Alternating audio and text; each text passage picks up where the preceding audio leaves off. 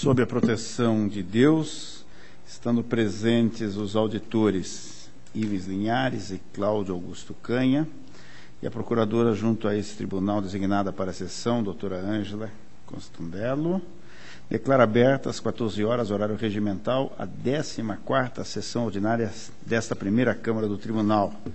Ausente o conselheiro Hermas Eurides Brandão, por motivo de férias, tendo sido designado para substituí-lo o auditor Ivens Linhares, através da portaria 523/13 da presidência do Tribunal, de 19 de abril de 2013. Ausente por motivo de férias, ainda o auditor Jaime Lichinski. Ausente por motivo justificado, o conselheiro Fernando Guimarães. Designo para substituí-lo na sessão o auditor Cláudio Canha. Submeto à apreciação do colegiado a aprovação da ata número 13 da sessão ordinária do dia 23 de abril de 2013. Está homologada a ata.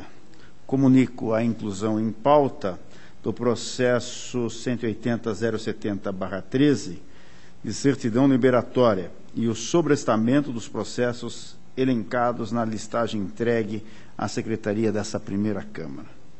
Concedo a oportunidade aos demais membros do colegiado para as comunicações previstas no inciso 2 do artigo 464 do Regimento Interno e para a inclusão em pauta dos processos que trata o parágrafo 4º do artigo 429 do Regimento Interno. Com a palavra, doutor Ivens. Senhor presidente, também para comunicar o sobrestamento de 20 processos, conforme listagem que eu vou passar à Secretaria da Câmara.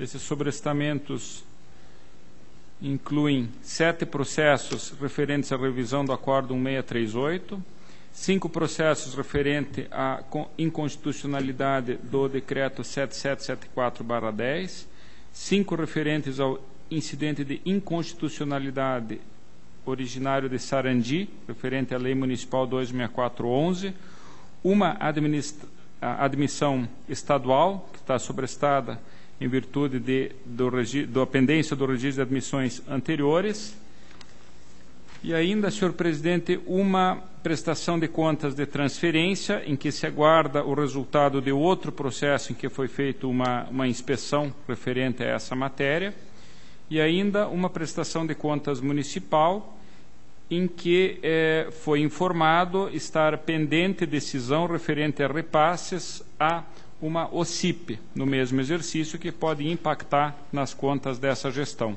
Então, por decisão do despacho, eu também solicito o sobrestamento. Essas eram as comunicações. Obrigado, senhor presidente. Que agradeço a Vossa Excelência. A palavra ao doutor Cláudio. Senhor presidente, para comunicar que deferi o sobrestamento em 16 processos de inativação e similares, em função da revisão do Acórdão 638/2008, atinente a cálculo de vantagens eventuais e transitórias, e ainda 3 processos de pensão 486841/12, 180231/13 e 366385/11, tendo em vista que o processo de aposentadoria ainda não foi julgado. Agradeço sua manifestação.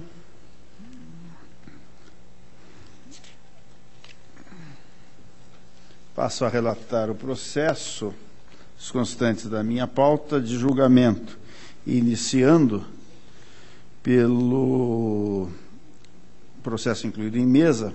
Trata-se do processo 180.070/13 do município de Paranavaí. Trata-se de pedido de certidão liberatória formulado pelo município de Paranavaí. A Diretoria de Contas Municipais esclarece que não há impedimentos consignados na análise da gestão fiscal pertinente, manifestando-se pelo deferimento do pedido. A DAT, por sua vez, afirmou que as pendências anteriormente apontadas foram sanadas. Em vista do opinativo da ADCAP, a municipalidade adotou providências saneadoras, o que fez com que a unidade técnica opinasse pelo deferimento da certidão liberatória. No âmbito de suas atribuições, a Diretoria de Execuções explicitou que existe sanção pendente de cumprimento, sanção de restituição de valores ao credor da Secretaria de Estado da Fazenda referente à resolução 5.581/95 do processo 11.167/94, não estando a mesma apta à percepção da liberatória. Por derradeiro, o Ministério Público, junto a esta Corte, após o saneamento das lacunas apontadas pelas unidades técnicas e pela existência de decisão judicial noticiada no processo relativo à pendência acusada pela DEX, concluiu pelo deferimento do pedido. Conforme se colhe da instrução dos presentes autos, no âmbito da Diretoria de Controle de Atos de Pessoal e da Diretoria de Análise e Transferência, não existem óbices à concessão da liberatória. Assim, subsiste como obstáculo apenas o apontado pela DEX, relativamente à existência de sanção pendente de cumprimento, a qual, por força de decisão judicial proferida em sede de mandado de segurança, peça número 33, não pode ser considerada como impeditivo ao deferimento do pedido. Assim, com fundamento no artigo 292-A do Regimento Interno, acompanho o órgão ministerial e voto pelo deferimento do pedido, expedindo-se a certidão liberatória requerida. Está em discussão, em votação, aprovado. Processo, ato de inativação, processo 49.4304/09. Tratam os autos de ato concessório de aposentadoria da servidora Sônia Maria Jorge de Almeida, com proventos integrais no cargo de professor do município de Telêmaco Borba. Analisando o expediente, a diretoria jurídica observou que a servidora não possui um mínimo de 25 anos à função de magistério, o que impossibilita o uso do redutor de idade e de tempo de contribuição garantido pelo parágrafo 5º do artigo 40 da Constituição Federal, tendo opinado pela realização de diligência externa à origem para o exercício do contraditório e para que o município tomassem as providências necessárias para restaurar a regularidade da inativação. Diante disso, o Fundo Previdenciário Municipal procedeu à retificação do cálculo dos proventos, consoante a regra constitucional aplicável, procedendo à republicação do ato concessório da aposentadoria.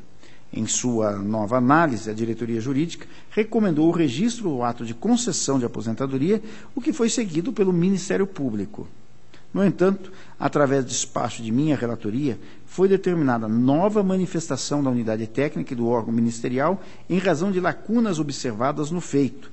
Reanalisando o processo, a diretoria jurídica admite equívoco em sua manifestação anterior, após considerar que a servidora não tem direito à inativação com fundamento no artigo 2º da Emenda Constitucional 4103, eis que não detém tempo mínimo de contribuição, sugerindo a abertura de novo contraditório, entendimento esse comungado pelo Ministério Público.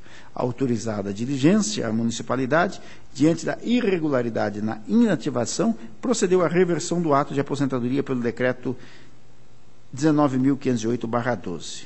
Diante disso, a unidade técnica, em vista da perda do objeto em razão da reintegração ativa da servidora, opinou pelo encerramento do presente. O Ministério Público, de igual forma, não se opôs ao encerramento do processo.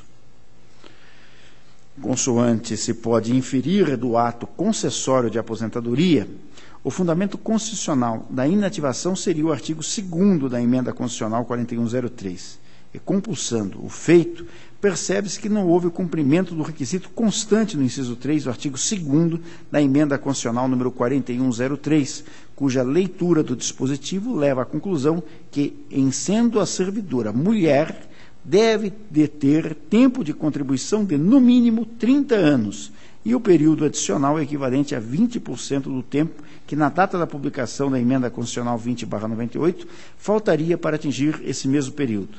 Diante disso, impõe-se à servidora o retorno à atividade, eis que não fazia ela jus à aposentadoria. No entanto, como bem apontado no opinativo ministerial, aspas, é de alertar para a prescrição terminológica, se alertar para a precisão terminológica e lembrar que o ato da inativação é absolutamente vinculado, razão pela qual o município deveria ter declarado a sua nulidade, pois descabida a revogação de ato ilegal. Fecha aspas. O caso dos autos revela uma concessão de aposentadoria fora das hipóteses legais, o que ensejaria a anulabilidade, em razão da ilegalidade do ato. Tal fato atrai ao presente a necessidade de se perquirir a responsabilidade pelo perfazimento do ato ilegal, que trouxe manifesto prejuízo aos cofres públicos. Destaque em que pese a inclinação pelo encerramento do presente em razão da efetiva perda de objeto, há que se investigar, em sede própria, a responsabilidade pela prática do ato reconhecidamente em dissonância com a ordem constitucional. Diante disso, considerando a reintegração da servidora ao serviço público a implicar na perda de objeto dos presentes autos e os opinativos da diretoria jurídica e do Ministério Público, voto pela instauração de tomada de contas extraordinária para apuração da responsabilidade na concessão de aposentadoria fora dos sistemas legais, nos termos do artigo 236 do Regimento Interno, e pelo posterior encerramento do processo. É o relatório e voto. Está em discussão, em votação, aprovado. Processo 164.266/10. Trata-se de admissão complementar de pessoal por meio de teste seletivo, aberto pelo edital número 1 de 2009, efetuado pela Universidade Estadual do Centro-Oeste do Paraná, para o preenchimento da função de professor. A Diretoria de Contas Estaduais afirmou que a documentação observa os comandos normativos e legais aplicáveis à espécie. A diretoria jurídica, em vista de sua inclinação pela negativa de registro, em razão da excepcionalidade que devem ser pautar as contratações temporárias, opinou pela abertura do contraditório. Apesar do opinativo técnico pela realização de diligência, foi determinada a oitiva ministerial, que, contestando o opinativo técnico, conclui pelo registro da única admissão encaminhada com base na informação da Diretoria de Contas Estaduais, bem como em razão de a Universidade ter realizado concurso público em 2009-10, com a finalidade de adequar-se ao preceito constitucional. Acompanhando o opinativo do Ministério Público junto ao Tribunal de Contas, em vista da orientação jurisprudencial adotada por essa Corte, voto pela concessão do registro do ato de admissão, objeto destes autos. É o relatório e voto, está em discussão, em votação. Senhor presidente, solicito vista desse processo. Vista ao conselheiro substituto, Dr. Cláudio.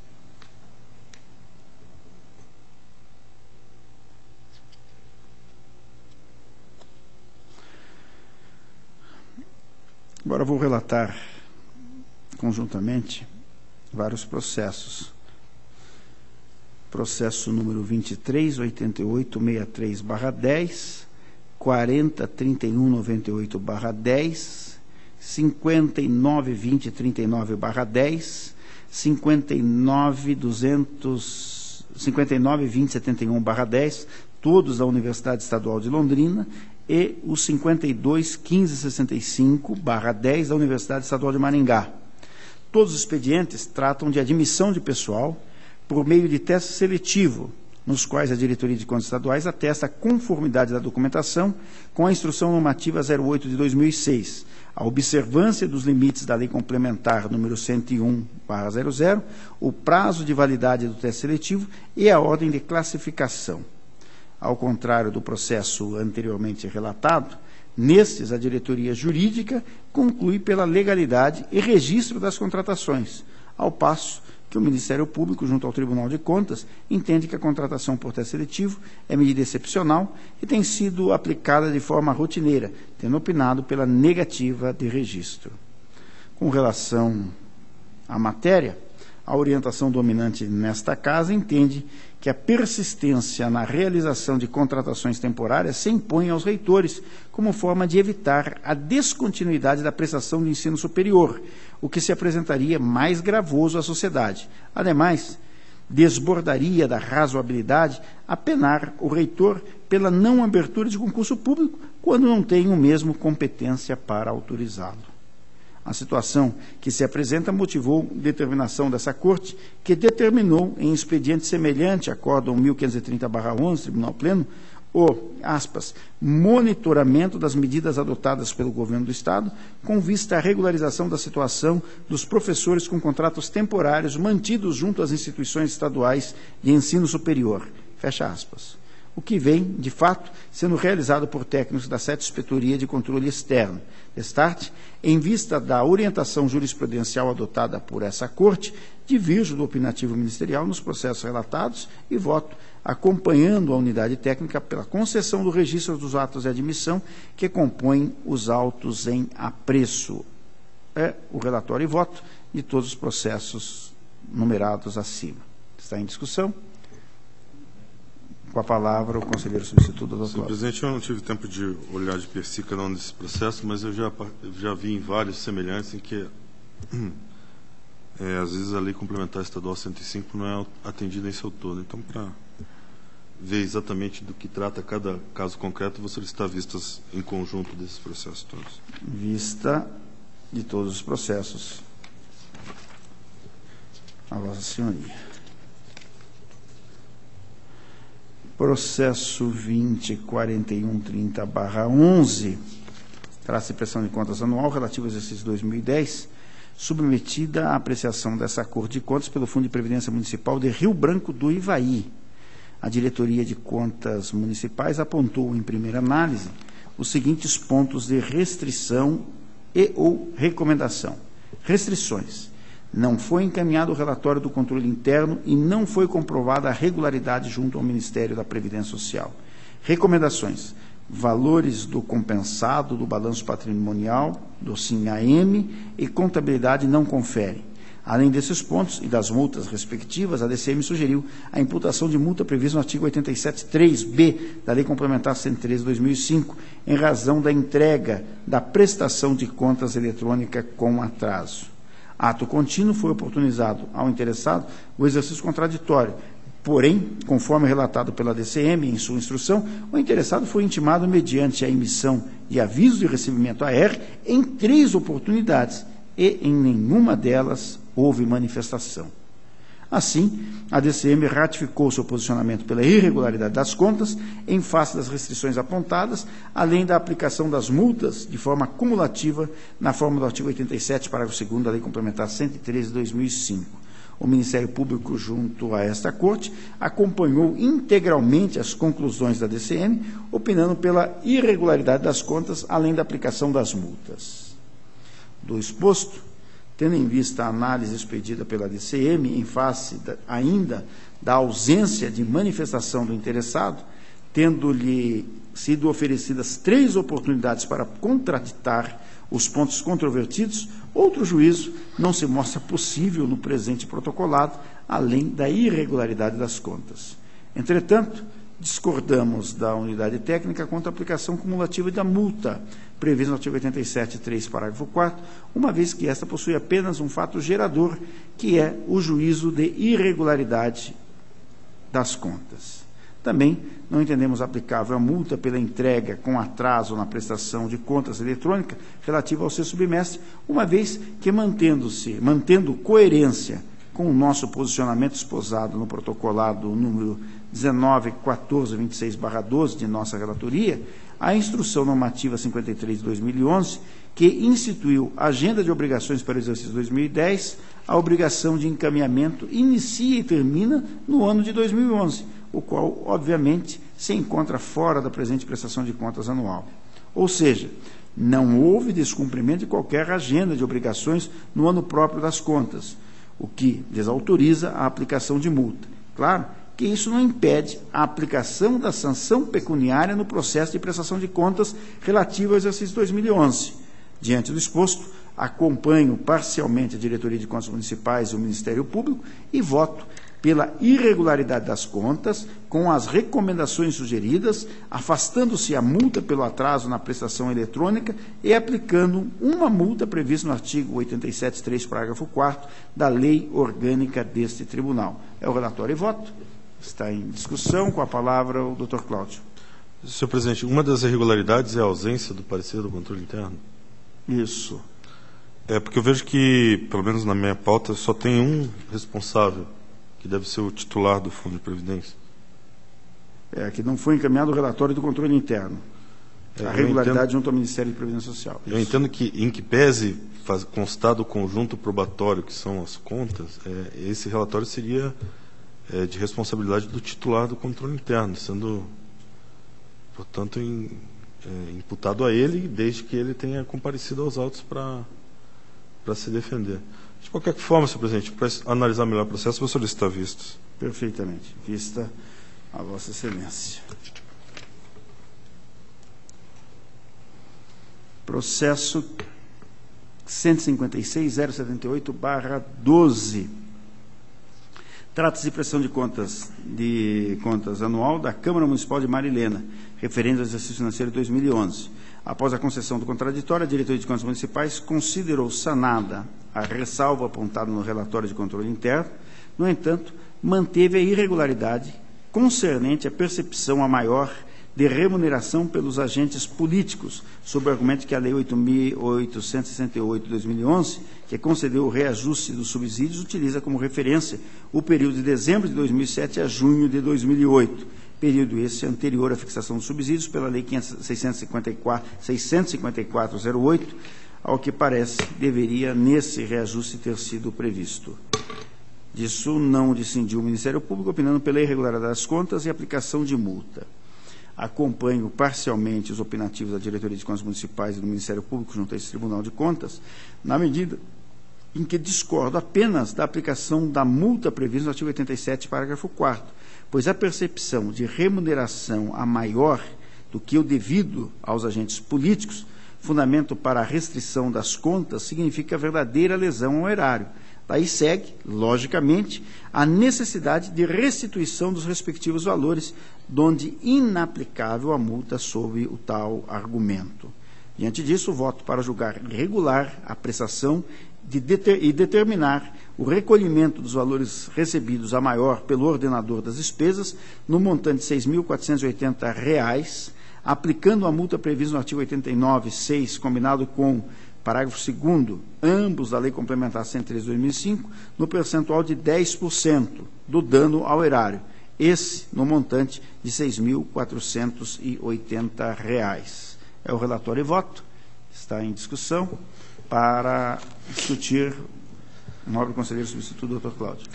Senhor presidente, tem, se eu não me engano, o pré-julgado, uniformização de jurisprudência número 5, que exige que os vereadores que receberam a maior sejam trazidos aos autos, se manifestem nos autos.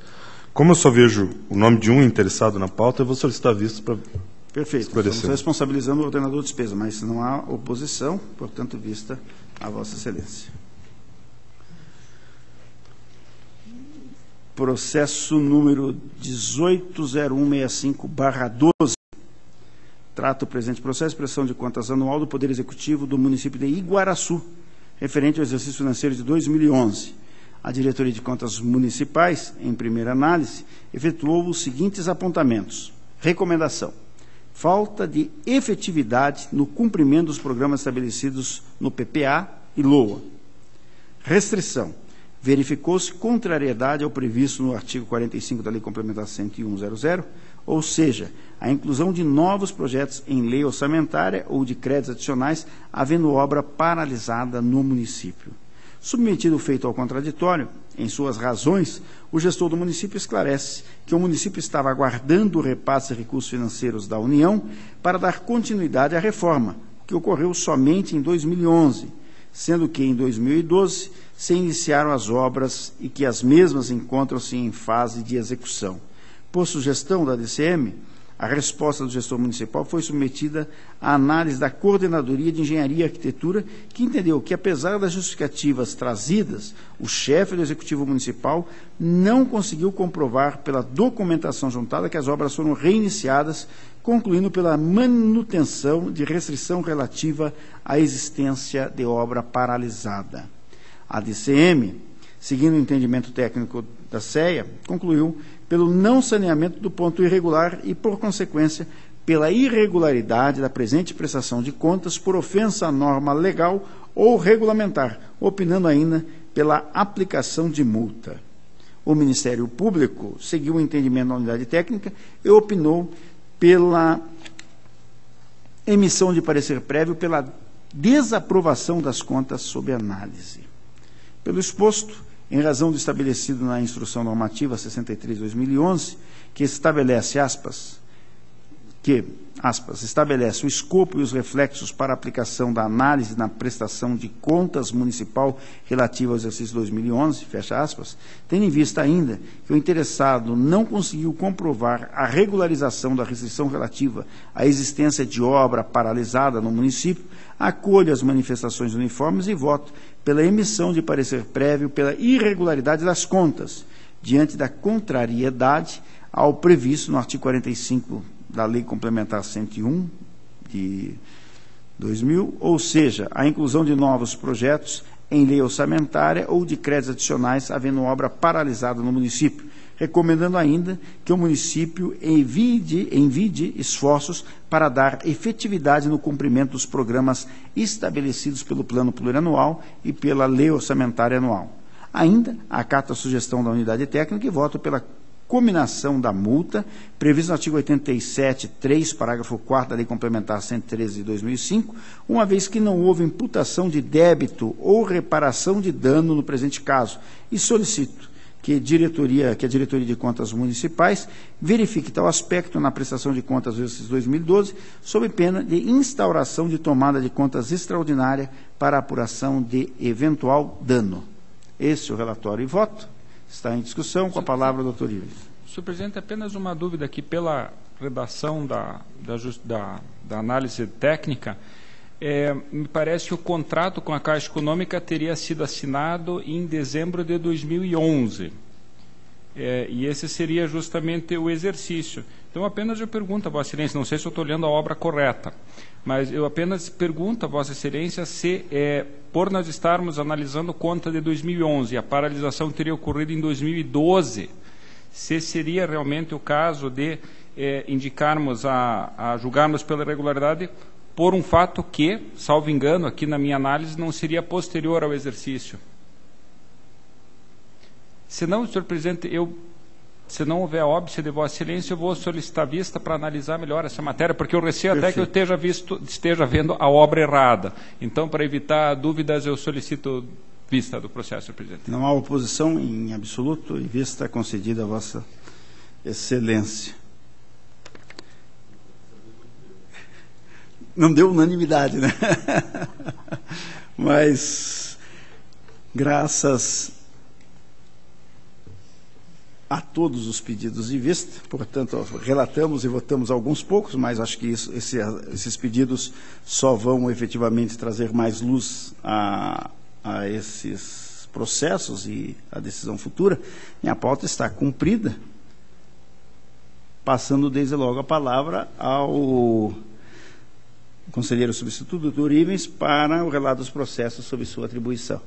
Excelentíssimo senhor presidente, demais integrantes desta primeira Câmara, inicio com o processo 211.23207, são contas do Consórcio Intermunicipal de Saúde do Iguaçu de Medianeira, responsabilidade do senhor José Arlindo Zen. As manifestações todas foram uniformes pela regularidade do processo, estamos falando do exercício de 2006, eu acompanho pela regularidade das contas. Está em discussão. Em votação, aprovado. Processo seguinte, 228.580.03, são as contas do Consórcio Intermunicipal de Saúde da 22ª Regional de Saúde de Ivaiporã, de responsabilidade do senhor Mário Mazacuso Moribe, exercício financeiro 2002. A Diretoria de Contas Municipais, em sua análise conclusiva, opina pela irregularidade, em virtude da ausência do ato de designação do responsável pela conferência de caixa. Ela indica ressalvas, mas a irregularidade seria esse motivo. O Ministério Público acompanha a instrução também pela irregularidade.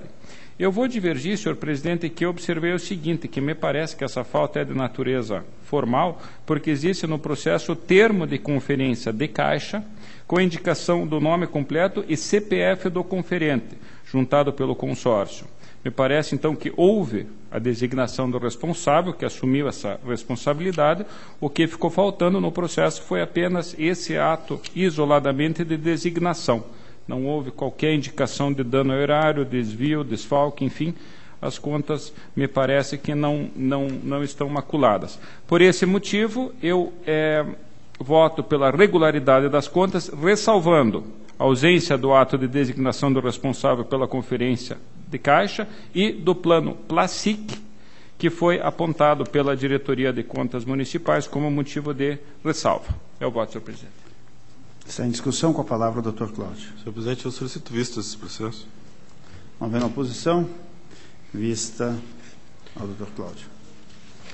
243.032.03, Consórcio Intermunicipal de Saúde do Iguaçu de Medianeira, responsável o senhor Masao Takeshi. Nesse caso, senhor presidente, a DCM aponta resultado orçamentário deficitário, bem como irregularidade formal atinente à ausência de comprovantes das publicações de atos de natureza orçamentária. O interessado deixou de se manifestar, foi feita a nova intimação em que ele apresentou defesa, aduzindo sucintamente que o déficit orçamentário é resultado da insuficiência dos repasses pelos municípios consorciados, o que se agrava principalmente nos finais de ano. A Diretoria de Contas Municipais opina pela manutenção da irregularidade, nesse mesmo sentido ao Ministério Público, e também eu voto, senhor presidente. Não houve manifestação sobre a ausência dos comprovantes das publicações de atos de natureza orçamentária, sequer houve manifestação sobre isso, e ainda verifica-se um déficit de 13,23%. Nesse exercício, ora em análise, que é o de 2002, sendo que já havia déficit no exercício anterior e houve no exercício seguinte também. Então, o voto, resumindo, senhor presidente, acompanhando as manifestações uniformes, pela irregularidade das contas, em virtude do resultado orçamentário deficitário e da ausência de comprovantes das publicações de atos de natureza orçamentária.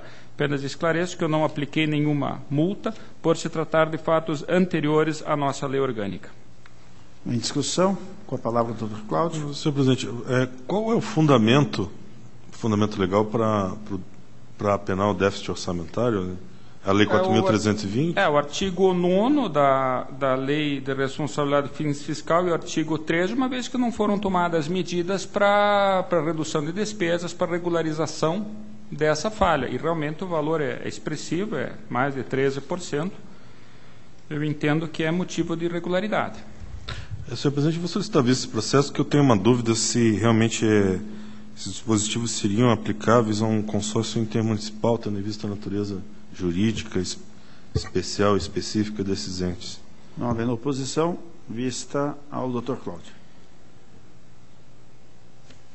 Processo seguinte, 195.554.04, Consórcio Intermunicipal de Saúde de Umuarama, responsável o senhor José Evangelista de Albuquerque, até 27 de março daquele ano, de 2003, e Milton Adriano de Oliveira, até 31 de dezembro. As manifestações são uniformes pela regularidade e esse também é o voto. Está em discussão. Em votação, aprovado. 175.654.05, Consórcio Intermunicipal de Saneamento Ambiental do Paraná, SISMAI, responsável o senhor Walter Luiz Barbosa, referente ao exercício 2004. Também as manifestações são uniformes pela regularidade e esse também é o voto. Em discussão. Em votação, aprovado. O processo seguinte, senhor presidente, 156.54107, são as contas da Autarquia Municipal de Saúde de Londrina. Eu vou ter que solicitar a retirada de pauta, senhor presidente, e esclareço. Na verdade, o motivo da irregularidade que está sendo apontada são aproximadamente 230 apontamentos de ausência de extrato pela Diretoria de Contas Municipais. Trata-se do exercício 2006. E a Diretoria de Contas Municipais, na sua análise, trata como uma irregularidade formal. E existem valores ali superiores até a R$600 mil, valores individuais que, no somatório, realmente seriam milhões de reais que, pelo que se depreende da instrução, estariam pendentes de esclarecimento sobre essas despesas. Então, me parece que o tratamento dado como irregularidade formal, me parece, em princípio, indevido, e o tribunal realmente, já vigente à época que em 2006 a nossa lei orgânica, me parece que, a serem confirmadas essas irregularidades, outras medidas deveriam ser tomadas. Isso, então, para esclarecer, senhor presidente, que eu vou solicitar a retirada de pauta para uma nova instrução da ADCM para que preste os esclarecimentos necessários. Perfeitamente. Está retirado de pauta. O processo seguinte é o 43571911. É um ato de inativação da senhora Nair Andrade de Almeida Leite, uma aposentadoria por tempo de contribuição, em que a diretoria jurídica havia opinado inicialmente pela legalidade e registro. Posteriormente, o Ministério Público verificou que estaria se tratando de uma terceira aposentadoria, que, portanto, deveria ser observada a vedação contida no parágrafo 10º do artigo 37 da Constituição, requerendo, portanto, nova diligência. Houve a oitiva prévia da unidade técnica, a diligência e, a seguir, a diretoria jurídica manifestou-se por mais uma diligência à origem, a fim de que o Paraná Previdência proceda à juntada do ato revocatório, cancelando o benefício outrora concedido. O Ministério Público manifestou-se pelo registro do ato, não se opondo à diligência proposta pela DIJUR. Na verdade, aqui o que ocorreu foi efetivamente requerido uma terceira aposentadoria. Essa aposentadoria foi concedida. Entretanto, pelos esclarecimentos que o Paraná Previdência prestou, essa aposentadoria não está sendo paga, uma vez que a profissional ela fez a opção, ela é professora, ela fez opção por 2 outras aposentadorias, que estão sendo pagas regularmente.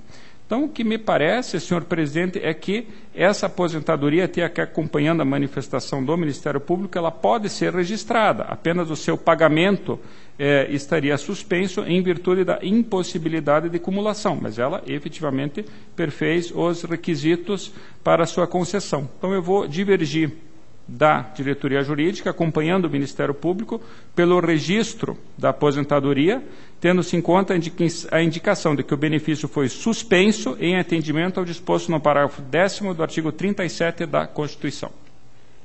Está em discussão. Com a palavra, o doutor Cláudio. Solicito visto, senhor presidente. Não havendo oposição, vista concedida. O processo seguinte, 212.6812, é um ato de inativação, do policial militar, senhor Paulo Roberto Siqueira Drius, e as manifestações conclusivas da diretoria jurídica e do Ministério Público é pelo encerramento do processo, uma vez que houve a exclusão do militar dos quadros da Polícia Militar com o cancelamento da reserva remunerada do interessado. Senhor presidente, eu vou divergir aqui novamente das instruções. Eu entendo que houve o cancelamento, precisa que seja esclarecido, em virtude de uma decisão judicial, que num processo crime, julgado procedente, uma das penas foi a exclusão das fileiras da Polícia Militar. Me parece que esse ato, uma vez editado, enquanto ele surtiu efeitos, ele deve ser analisado por esta Corte. E foi, na verdade, um período aí de quase 1 ano em que foi paga essa aposentadoria, paga, aliás, regularmente, porque não havia essa decisão. Então, me parece que o encerramento do feito sem uma análise de mérito deixa, vamos dizer assim, em branco, esse período durante o qual foi efetivamente paga a aposentadoria. E há o enfoque da diretoria jurídica inicial, no sentido de que efetivamente o militar teria preenchido à época os requisitos para a concessão da sua reserva. Então, o meu voto, senhor presidente, é pelo registro do ato de transferência, apenas informando também que, em cumprimento à decisão judicial, esse ato foi cancelado por uma outra resolução. Então, é pelo registro do ato, apenas com essa anotação de que o ato posteriormente veio a ser cancelado. Está em discussão. Em votação, aprovado. O processo seguinte é 592.225.10, uma admissão de pessoal de Londrina. Eu previamente consulto o doutor Cláudio, que é um processo idêntico ao que Vossa Excelência presidente e relator. O senhor, doutor Cláudio, vai pedir vista. Positivo. Não havendo oposição, vista concedida. O seguinte, senhor presidente, eu vou pedir o adiamento, que eu preciso reanalisar um fato que eu, momentos antes da sessão, eu me deparei. Então, eu peço o adiamento do processo 728.241.12. Está adiado. Era o que constava, agradeço, senhor presidente. Eu que agradeço a Vossa Excelência, concedendo a palavra ao auditor Cláudio Canha para o relato do processo sobre sua atribuição. Obrigado, senhor presidente. Senhor presidente, todos os processos que eu tenho em pauta, são em torno de 80 processos, são todos atos de inativação e atos de pessoal, em que todos eu faço uma ressalva quanto à tramitação e à autuação dos processos. Em alguns há manifestações por recomendação, determinação, eu deixo de acolher e acompanho os pareceres que são uniformes pela legalidade de registro. Então, se for possível julgar esses processos conforme foram julgados nas sessões passadas, eu vou apenas me limitar a enunciar o número do processo e os interessados, sendo todos a mesma conclusão. Não sei se os membros concordam. Não há problema, Vossa Excelência tem a palavra para enumerá-los. Então, são os seguintes, senhor presidente. Protocolo 640810, interessados de Norá, Boto, Portugal, Nogara e outros. Protocolo 281580/10, Antônio Ribeiro Padilha. 48345010, Clóvis Soares de Souza Lima. 486980/10, Wanda Luzia de la Rosa. 32000111, Ancina Maria da Silveira Troá, Instituto Municipal de Previdência de Cambé. 92853/11, Ageu Reto Ibani. 12102111, Rejane Maria Santi. 13832311, João Batista da Rocha. 14959711, Tereza Maria Aldoni. 17631411, Marta Pita Fernandes. 19738911, Terezinha de Assis Paiva. 20954911, João Basílio da Silva. 290958/11, Luiz Antônio Rigailo. 34116111, João Machado da Costa. 35007111, Antônio Marquês Cervantes. 35074811, Nilton Sabá Guimarães. 35410711, Maria Inês Borghetti Gali. 36056511, Reni Terezinha Miller. 36464111, Esmeralda de Souza Moreira. 39682911, Clarice Amiante Galina. 40479111, Paulo da Costa Lopes. 40643311, Wanda Torresan Bueno. 42998011, Vilma de Melo Freitas. 44143311, Rodimar Osório Bisotto. 560319, Valdivia Martins. 56313011, Edson Luiz Timolo. 563237/11, Lenir de Jesus Martins Ferreira. 57344911, Carlos Roberto Pupin e outros. 57369011, Maria Helena Corso. 57382811, Maria Aparecida da Silva Reis Pereira. 57405411, Dorival Ferreira Dias e outros. 574263/11, Jurandir Galvão. 62735911, Geni de Lima Franco. 628811, Sebastião Fernandes de Lima. 62956411, Yara de Andrade. 63625411, Itamar Agostinho Tagliari e Paraílio Francisco Dutra. 68751311, Edson Luiz Fonseca. 68758011, Ivonete de Paula Silva. 69223111, Orlando Voit. 700625111, Jomar Silveira Giostre. 700-714-11, Paulo Apóstolo Dantas. 72398011, Jaime de Azevedo Lima. 823112, Vilnei Antônio Beltz. 15.99312, Wilson Santos da Silva. 16.87612, Luiz Cláudio Campos.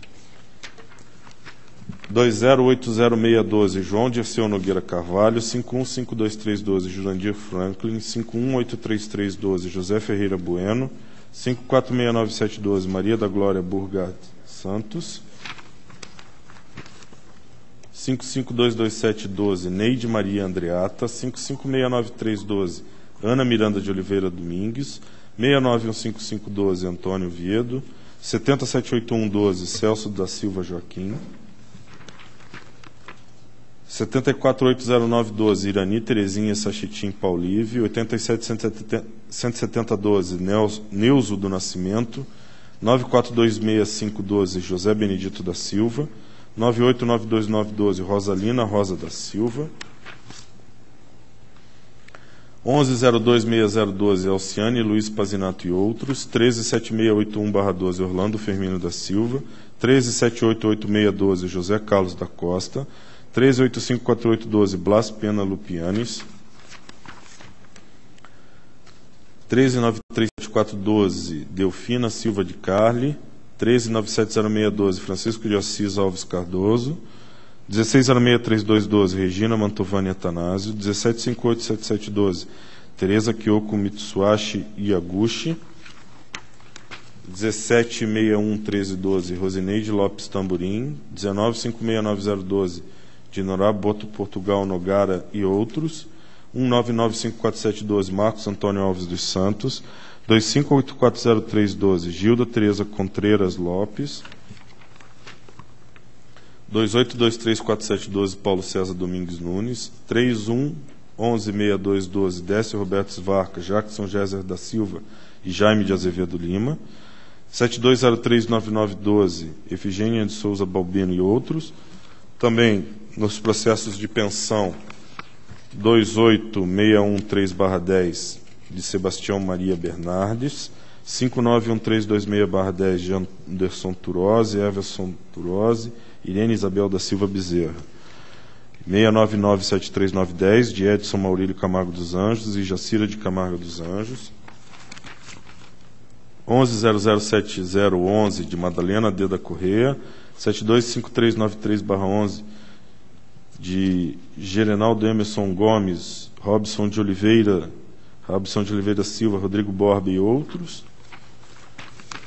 13.117.12, de Alexandre Modesto Cordeiro, Jaime de Azevedo Lima e Rosa Marciano Rodrigues. 19.36012, de Marilda de Lourdes Cono. E 22.915.13, de Jorge Sebastião de Bem, Maria Leone Cordeiro e outros. Pode ser presente. Todos pela legalidade de registro, com ressalva de opinião. Estão em discussão? Em votação? Estão todos aprovados. A pauta está atendida. Obrigado. Agradeço a Vossa Excelência. Deixo livre a palavra. Convoco para o dia 7 de maio de 2013, terça-feira, para a 15ª sessão ordinária dessa primeira Câmara, às 14 horas, horário regimental. Levanta-se a sessão.